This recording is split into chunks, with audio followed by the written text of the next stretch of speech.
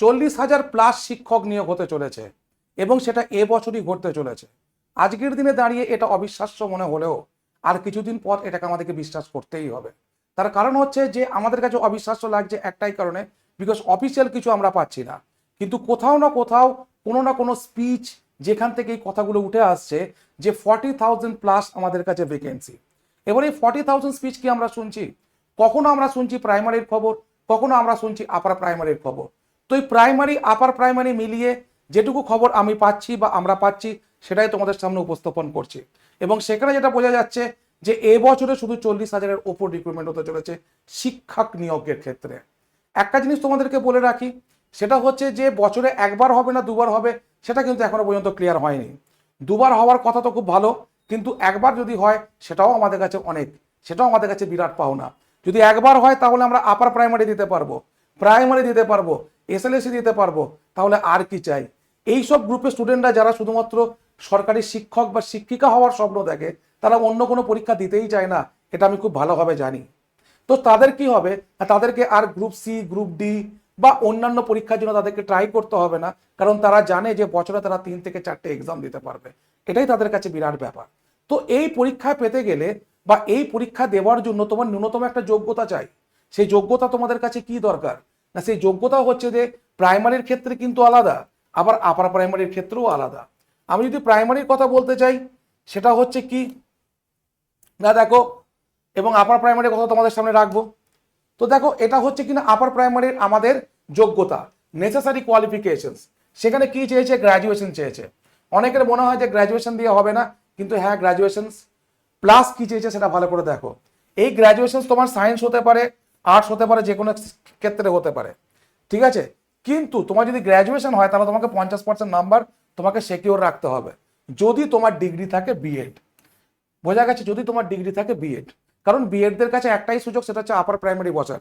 বিএডদের কাছে প্রাইমারি বসার কোনো সুযোগ নেই, ঠিক আছে? সিনিয়র সেকেন্ডারি বা হায়ার সেকেন্ডারি 50% মার্কস, তার সঙ্গে ডিএল তোমার ডিএলএড, ঠিক আছে?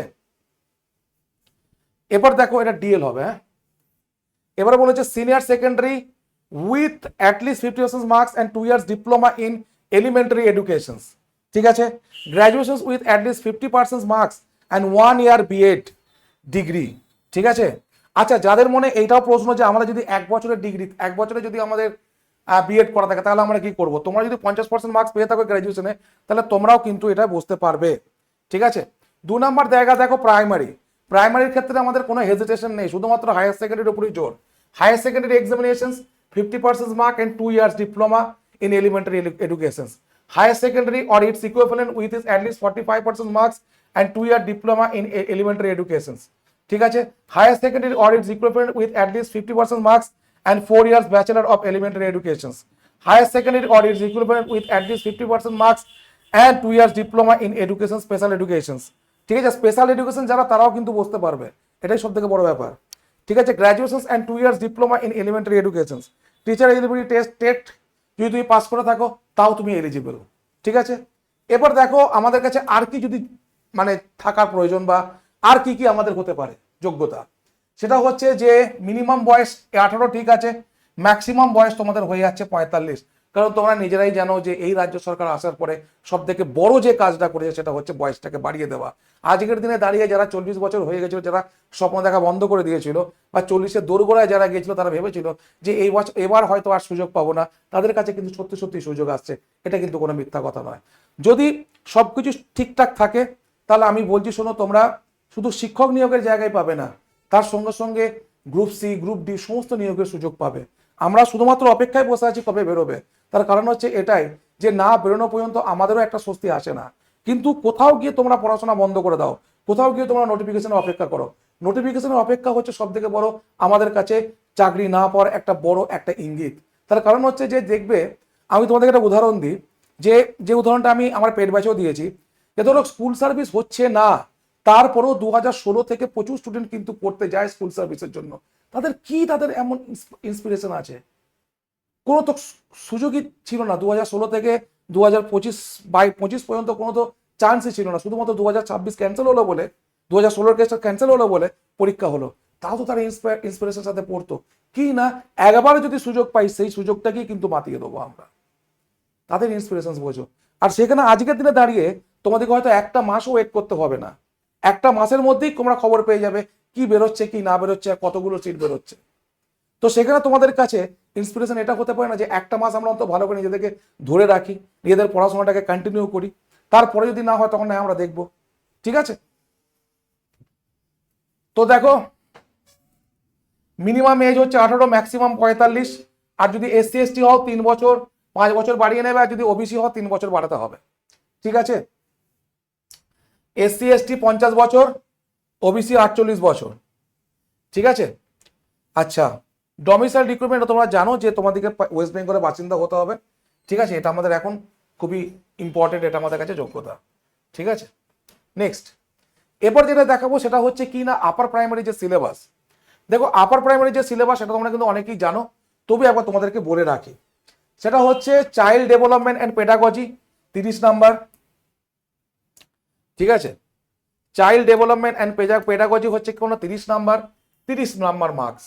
তারপর হচ্ছে ল্যাঙ্গুয়েজ বেঙ্গলি অথবা উর্দু অথবা নেপালি অথবা হিন্দি, এটা 30 নাম্বার মার্কস। ল্যাঙ্গুয়েজ 2 মানে কি ইংলিশ। ঠিক আছে, তো এটা কত না 30 নাম্বার মার্কস। তারপর হচ্ছে কিনা তোমার ম্যাথামেটিক্স প্লাস সায়েন্স অথবা সোশ্যাল স্টাডিজ, এটা হচ্ছে সায়েন্সের জন্য, এটা হচ্ছে কি না আর্টসের জন্য। এটা হচ্ছে কত 60 নাম্বার। মোট 150 নাম্বারের পরীক্ষা, এবং এটা 40 মান্যতা দেওয়ার কথা এখনো পর্যন্ত। এবং 150 নাম্বারই কি থাকবে না MCQ থাকবে। 2 ঘন্টা 30 মিনিটের পরীক্ষা হবে তোমাদের আপার প্রাইমারি। এরপর যদি সাবজেক্টের ব্যাপার থাকে, সাবজেক্ট কিন্তু এটা পাস করার পরে। ঠিক আছে, একই দিনে নয়।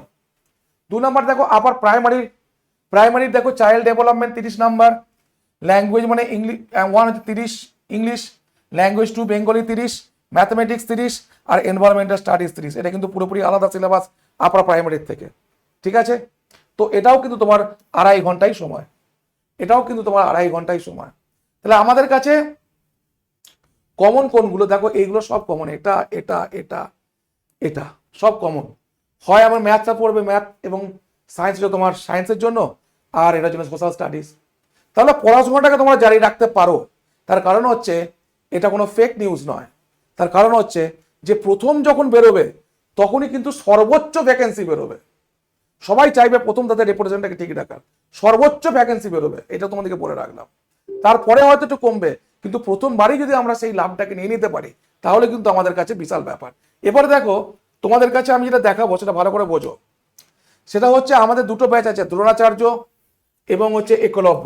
এই দুটো ব্যাচের তুমি এক্সেস পেয়ে যাবে যদি তুমি আপার প্রাইমারি এবং প্রাইমারির জন্য পড়াশোনা করতে চাও। ঠিক আছে, এবং এর সাথে যদি আমার কাছ থেকে নাও ইংলিশ ফাউন্ডেশন আমি তোমাদেরকে দিয়ে দেবো। শুধুমাত্র যে এগুলি পাবে তা নয়, পঞ্চায়েতের জন্য WPSCর জন্য সবকিছুই পাবে। আর যারা আমার কাছ থেকে তাদেরকে এই ব্যাচটা আমি তাদেরকে ফ্রি দেবো।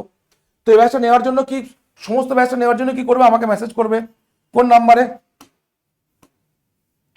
আমাকে মেসেজ করবে কোন নাম্বারে না এই নাম্বারে 7908100347। ঠিক আছে, সব কিছু পেয়ে যাবে 529 অথবা 1799 টাকায়। তো আজই মেসেজ করো আর আজই পড়াশোনা শুরু করো, বিকজ এগুলোকে প্র্যাকটিস করা। এবার এই জায়গাটা একটু বলে দিই, সেটা হচ্ছে যে এই যে দ্রোণাচার্য ব্যাচটা হচ্ছে পুরোপুরি একদম প্রথম থেকে ধরে একদম ধরে ধরে করানো, আর এটা হচ্ছে সাজেস্টিভ। তোমাদের আর কিছু লাগবে না, এরপরেও আমরা সামনের মাসে ম্যাচ আবার নতুন ব্যাচ শুরু করব। তাহলে তোমরা যদি লাভবান হতে যাও তাহলে কি করবে, এই নাম্বারে মেসেজ করবে। পড়াশোনা এখন বন্ধ করে দেওয়া হচ্ছে সব থেকে স্টুপিডিটি, পড়াশোনা এখন চালিয়ে দেওয়া হচ্ছে সব থেকে একটা ওয়াইজ ডিসিশন, এটুকু বলতে পারি। Thank you.